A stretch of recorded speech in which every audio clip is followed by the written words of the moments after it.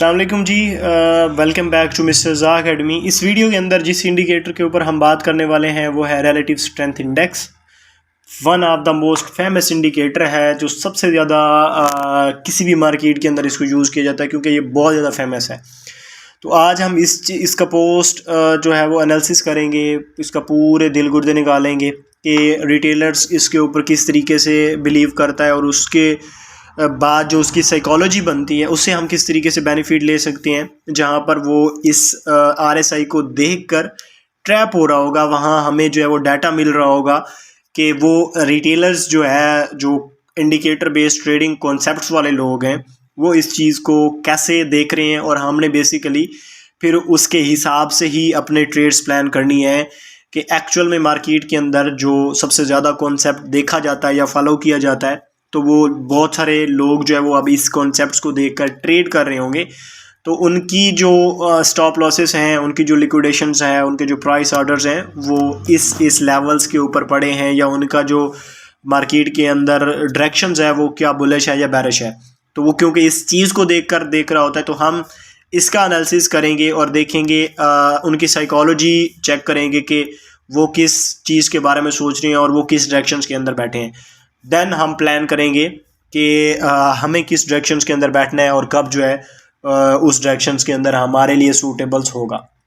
Relative strength index simple आपने आना है जो है वो ट्रेडिंग व्यू के ऊपर, और आपने इसके अंदर आकर RSI को जो है वो लिख लेना है। अब जैसे ही आप RSI लिखेंगे, रिलेटिव स्ट्रेंथ इंडेक्स का जो ये आपके पास है वो आ जाएगा। अब इसमें भी ओबियसली वैसे ही दो लाइंस हैं, जैसे लास्ट हमने जो स्टॉकिस्टिक RSI देखा था उसमें और इसमें कोई इतना ज़्यादा फ़र्क नहीं है। मूविंग एवरेज की जो लेंथेज है उनका फ़र्क है।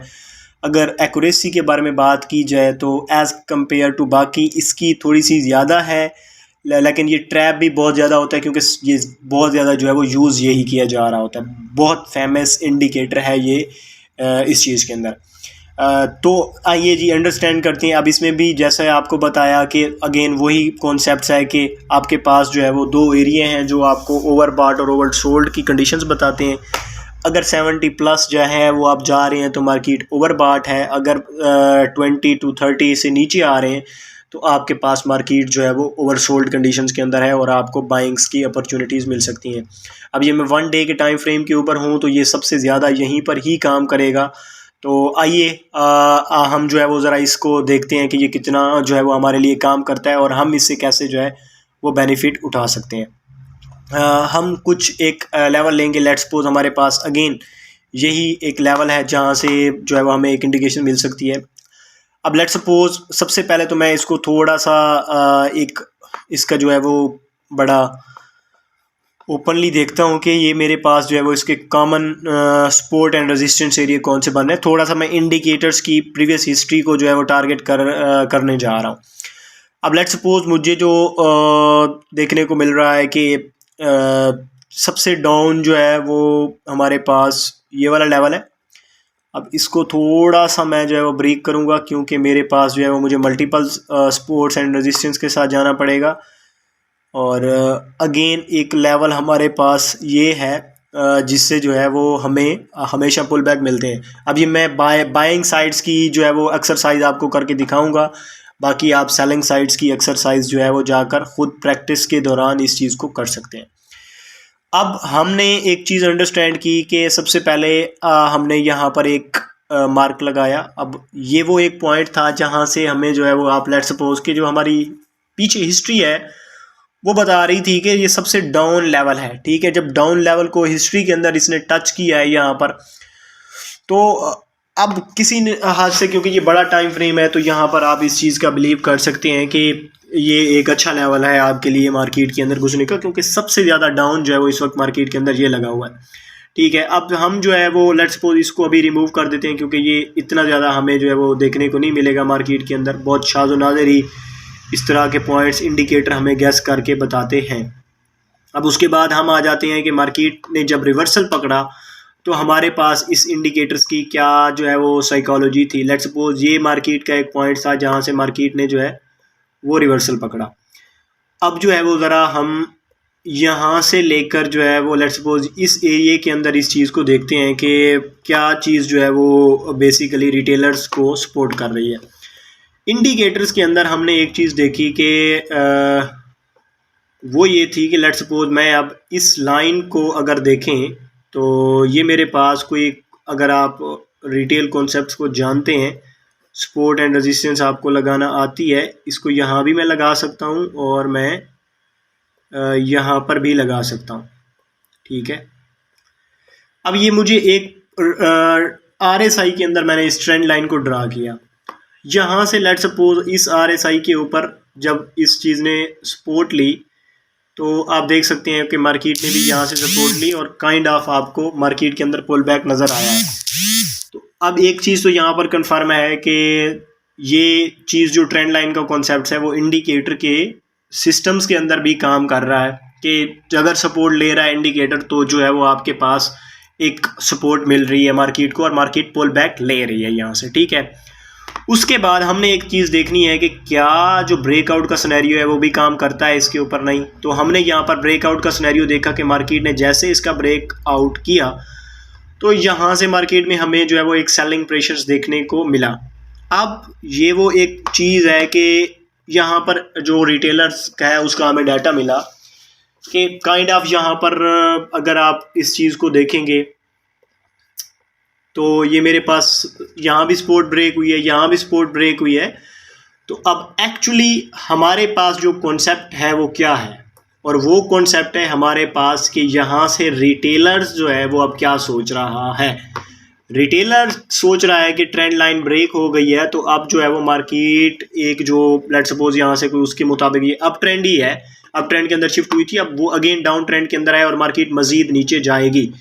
तो अब ये से हमें डाटा कहाँ से मिला, ये दो चीज़ों से मिला। एक तो इस ट्रेंड लाइन के ब्रेकआउट, फिर इंडिकेटर्स को जो देखकर चीज़ें मिल रही हैं। अब यहाँ पर 2-3 किस्म के लोग आपको जो है वो फंसते नज़र आएंगे और इसी तरीके से ही आप साइकोलॉजी गैस करते हो। अब मैं 1 बाय 1 ये चीज़ आपको बताता हूँ कि अब इसमें इस कॉन्सेप्ट की भी आपके ऊपर जो अभी हमने लगाया है कितने किस्म के लोग हैं जो वो यहाँ पर ट्रैप हो रहे हैं, तो उनका जो डाटा है वो हमें मिल रहा है। फर्स्ट ऑफ ऑल तो जो प्राइस एक्शंस की मतलब चार्टिंग के ऊपर ज़्यादा फोकस कर रहे होते हैं उनके मुताबिक ये ट्रेंड लाइन थी और वो ब्रेकआउट हुई तो अब उसके मुताबिक ये मार्केट यहाँ से नीचे जानी चाहिए, ये हमें डाटा मिला।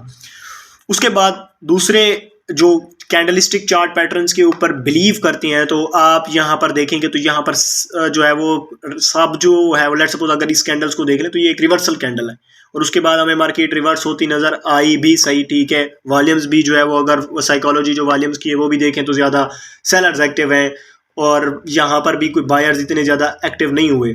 ठीक है, बायर्स थोड़े बहुत एक्टिव हुए लेकिन कंपैरेटिवली अगर देखें तो सेलर ज़्यादा डोमिनेट कर गए हैं, लेकिन उसके बावजूद भी मार्केट पंप कर गई है और एक एग्रेसिव पंप कैसा किया है कि बड़ी बड़ी कैंडल्स हैं। अब ये जो बड़ी बड़ी कैंडल्स हैं ये कोई रिटेलर्स की कैंडल्स नहीं है, तो ये एक क्लियर मैनिपुलेशन है जो कि रिटेलर्स को ट्रैप करने के लिए की गई है, जिसकी वजह से आपको इतनी बड़ी बड़ी कैंडल्स और इतनी बड़े बड़े विक्स नज़र आ रही हैं इस सिनेरियो के अंदर। और वो सिनेरियो ये है कि अब रिटेलर्स का डाटा यहाँ पर मिल गया, 3-4 जो कैंडल्स को देखकर ट्रेड करते हैं, जो सपोर्ट एंड रेजिस्टेंस सिर्फ चार्ट को देखकर, एंड उससे भी बड़े कारतूस जो सारी चीज़ों को देखकर ट्रेड करते हैं, तो उनके मुताबिक भी ये ब्रेकआउट हो गया एंड सारी कंफर्मेशन हो गई।